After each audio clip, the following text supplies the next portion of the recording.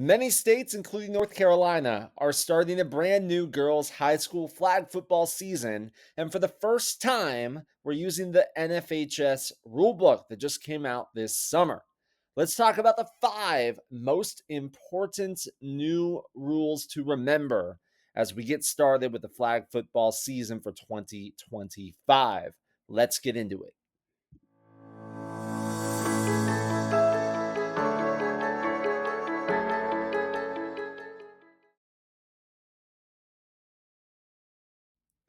Our first important rule is the new field dimensions for high school flag football based on the NFHS rulebook. So this is our new field, and there are 3 different options presented in the new NFHS rulebook. However, I think this is the field setup that you will see by far the most often. It's what we're using in North Carolina. So there are a couple other options in the book you may see, but this is by far the most prevalent. It is the 80-yard field with 20, 40, 20, and goal lines marked as our first down lines or our zone to gain lines. The field is 40 yards wide, 80 yards long with 2 10-yard end zones. And again, each of those 20, 40, 20, and goal lines serve as the first downs. And the inside markings on the field, we need an X at the 14-yard line. That's where we're going to start the possessions for the start of the first half, start of the second half, and after each score. We have the 10-yard line marked. That is for 2-point tries. The 3-yard line marked for 1-point tries. And the 30-yard line, that is marked, and that is where the ball is placed after a safety.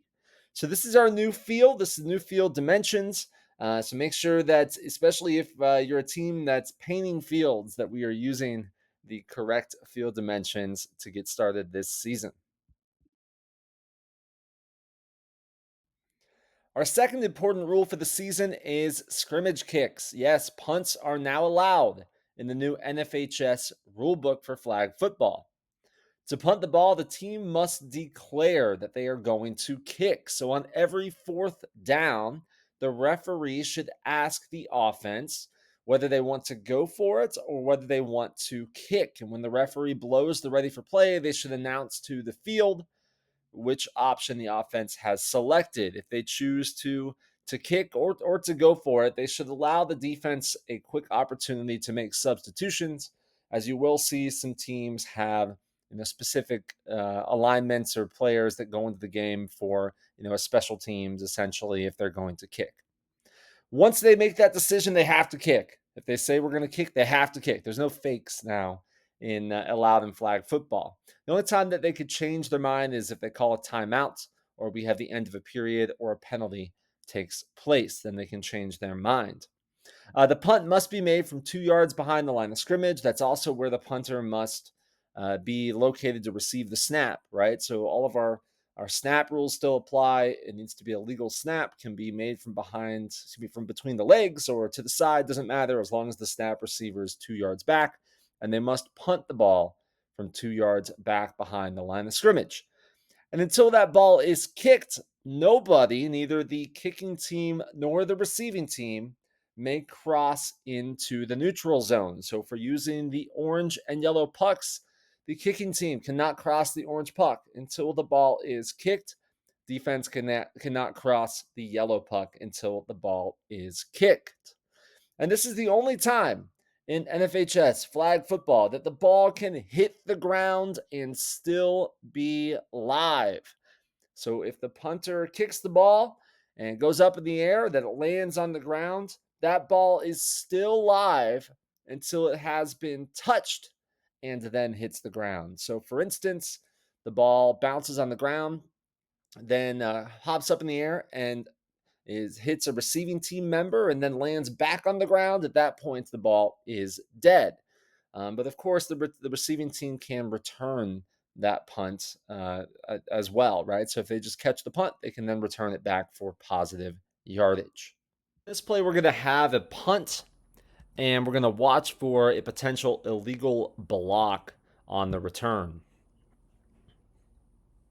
So we have the punt, and red is going to catch the punt and then start making their way upfield. And we get 2 flags on this play for an illegal block. Now let's take a look. Similar to tackle football, when we have punt plays, we often are going to have this line of receiving team members trying to set screen blocks on the kicking team members. So we'll fast forward this up to the spot where we start getting some blocks. So once we have the return going, our back judge and the 3-person crew has responsibility for the runner. Our line judge coming downfield and even our referee are going to help with the screen blocks ahead of the runner. So let's take a look. I believe it's number 25 that is attempting to set a screen block here. And initially she gets into okay positioning. The legs are, a tad out from the shoulder width. But as you can see, as the defender tries to go around her, our blocker makes contact both with the arms and by sticking out her leg. And that contact causes the defender to go to the ground, essentially get tripped. So on this play, we do have a good call from our referee and our back judge on an illegal block here, as the blocker is not within the frame of their body and initiates contact with the defender. Again, we must have contact, which we do here. This is a good illegal blocking foul called on the field.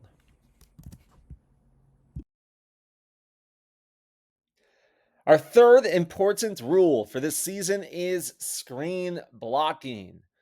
Screen blocking is not allowed in a lot of flag football rule sets, but it has been implemented here in NFHS in the new rule book. So players, they can't block like a traditional tackle football block, right? They can't put their arms out and shove people like you see during tackle football, but they are allowed to set a screen block. And we talk about screen blocks, think of it similar to a pick in basketball. So our legal screen block requirements is that the blocker must take a position to obstruct the path of an opponent without making contact. So they have to legally get in a spot in a position without making contact. The blocker can move in the same direction as their opponent. So just because a blocker is moving doesn't make that illegal. They can move as long as they're not moving into an opponent and initiating contact. Blockers may not extend their arms, their hands, their elbows, their legs, their knees, anything like that to initiate contact. So they do have to stay within the frame of their body. These are difficult calls for officials, and what officials are looking for is who is initiating contact. So if a blocker is, even if they're moving to their right or to their left, if they're moving into an opponent and creating contact, the onus of the responsibility would be on the blocker. But if the blocker is in a legal position and is not moving toward the opponent, and the opponent just, rams right through the blocker, now our contact foul would potentially be on the defense. There's a lot of gray area here. This is a difficult call for the officials, but what they are looking for is who is initiating contact on the play. As we run this play, pay attention to the blockers that are setting screen blocks on this play. We'll run it through.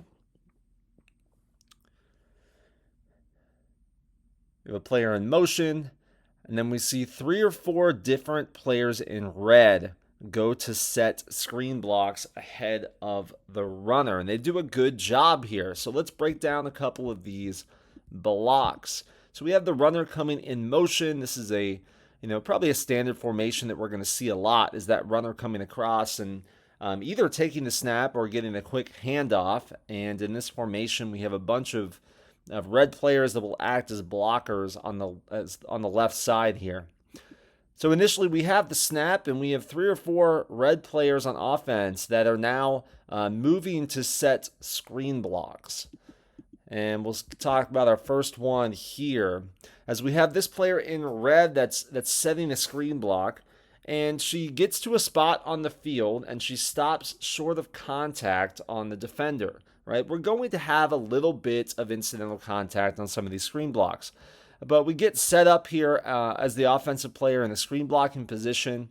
The one critique maybe is that right foot is not within the plane of her body. That might be Not it might be the only issue here with this setup, but otherwise we look pretty good there when we get set. So where she gets set on the screen blocking position, she's short of contact. That right leg may be a little wide, but it doesn't actually make contact with our defensive player. She's in the screen blocking position. The defender gets to her, stops, and then turns the other direction to attempt to make the flag pull. So we're good on that block there. Let's take a look at these other screen blocks. A lot of times you're going to see the center snap the ball and then initially get into a screen blocking position. She's doing a nice job there, keeping within the frame of her body. Let's take a look up top here. Looks like we have potentially, there we go, a screen block up top here. So our offensive player is moving forward, which she can do, and she is setting a screen block in between the defender and the ball. She gets set, she's within the frame of her body, and she comes set before any contact is made with the defender. We'll back it up one more time up top there, full speed. She sets a screen block before the defender makes contact. The defender then has to go around her. Now, if this offensive player was to move forward and create contact with that defender, then we potentially have a foul for illegal blocking, but that one looks pretty good there on the offense. We run it again, and everybody's getting set, not creating contact, but still legally screen blocking on the play. This play, we're going to have a punt, and we're going to watch for a potential illegal block on the return. So we have the punt, and red is going to catch the punt and then start making their way upfield. And we get 2 flags on this play for an illegal block. Now let's take a look. Similar to tackle football, when we have punt plays, we often are going to have this line of receiving team members trying to set screen blocks on the kicking team members. So we'll fast forward this up to the spot where we start getting some blocks. So once we have the return going, our back judge and the 3-person crew has responsibility for the runner. Our line judge coming downfield and even our referee are going to help with the screen blocks ahead of the runner. So let's take a look. I believe it's number 25 that is attempting to set a screen block here. And initially she gets into okay positioning. The legs are, a tad out from the shoulder width.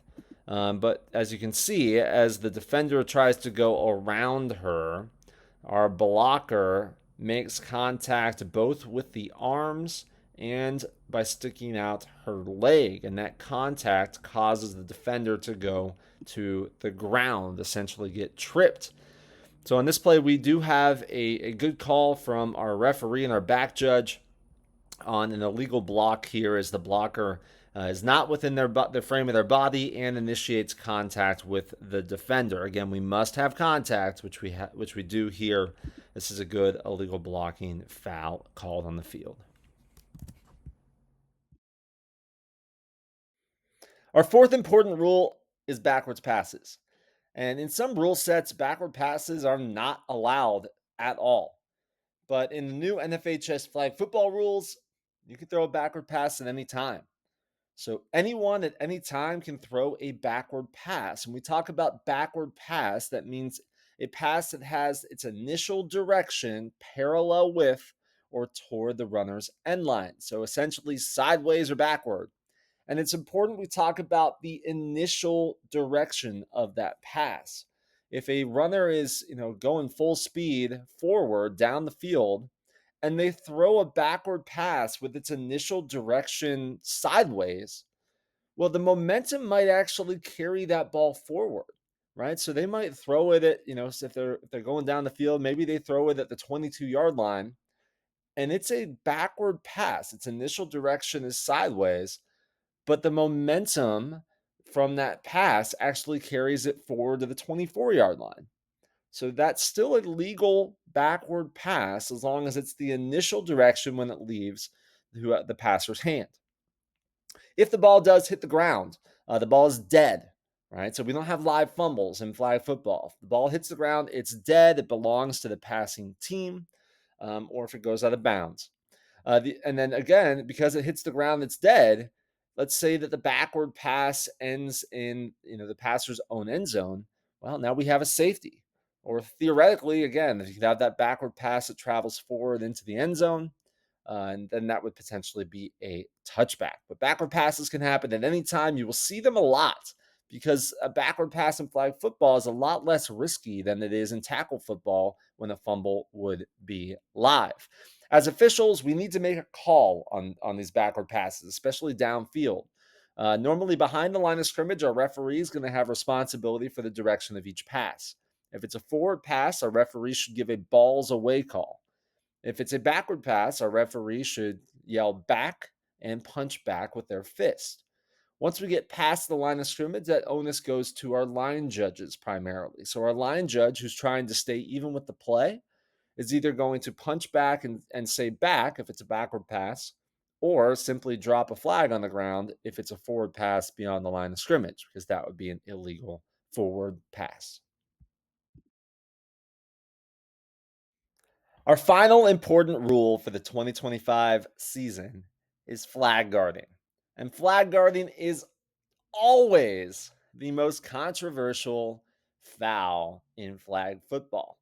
So let's talk about what constitutes flag guarding. So a runner shall not grasp a teammate. That would be considered flag guarding. They can't extend hands or arms to ward off an opponent. We think of that as being like stiff arm. You can't stiff arm an opponent in flag football. That would be flag guarding. And they can't contact a defender with the hands, arms, the ball that denies the defender an opportunity to pull the flag. And the important word in that last bullet point is contact. We must have contact to have flag guarding. And that might be slightly different than some other rule sets, but in our NFHS rulebook, we must have contact. So a runner could run all the way down the field and then their arms could be pumping and be, going below their waist. That is not flag guarding unless one of those arms makes contact with the defender trying to make a flag pull. It is a 10-yard penalty when we have flag guarding, but as we talked about, it's one of the most controversial calls because our runners naturally run where their arms are going below their waist, right? Some key indicators. Shoulder dipping. When a runner dips their shoulder, there's a decent chance that when they dip their shoulder might contact a defender and prevent them from pulling the flag. Now, that doesn't always happen. Our runners are becoming very good at shifting their hips to avoid flag pulls, and that's perfectly legal. What's illegal is if that shoulder dips and makes contact with a defender. Carrying the ball low or over their waist, right? That ball is an extension of the runner. So if the ball is below the waist and the defender tries to pull the flag and hits the ball, we still have flag guarding. So a lot of coaches are now teaching their players to actually run with the ball straight out in front of them. That's a great way to coach because not only are you not going to flag guard, you're also going to get a little bit extra yardage because when the flag is pulled, our spot is where the ball is. Spin moves. You can spin in flag football. The runner is allowed to spin. But oftentimes, what happens on a spin move is that they have a hand down below their waist while they spin, and that hand clips some defenders' hands along the way.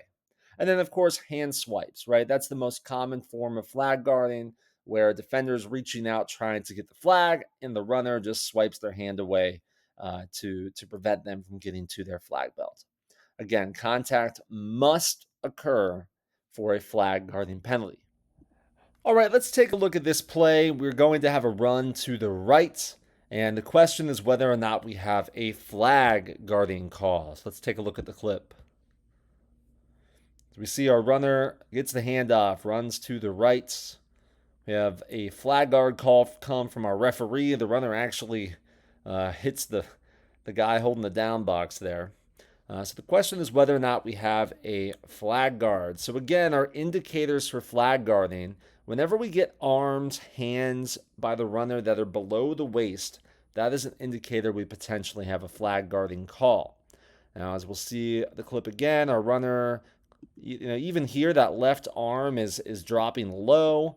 But right there, we see that the left arm is down below the waist, and it's tough to tell from this angle. A referee has a better look at it, but we get a call here, so I'm going to assume that that left arm makes contact with the defender trying to pull the flag, because she still has her flag on.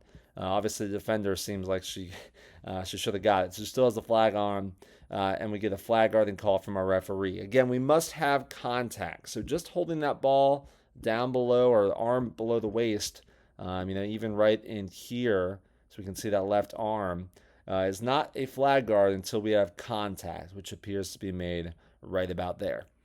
So a good call here from the referee. As a side note, if we're using the down box, let's have our down box back up a few yards off the sideline to avoid some of these collisions. We can also instruct the down box, whoever's holding it, to get out of the way as players come their direction.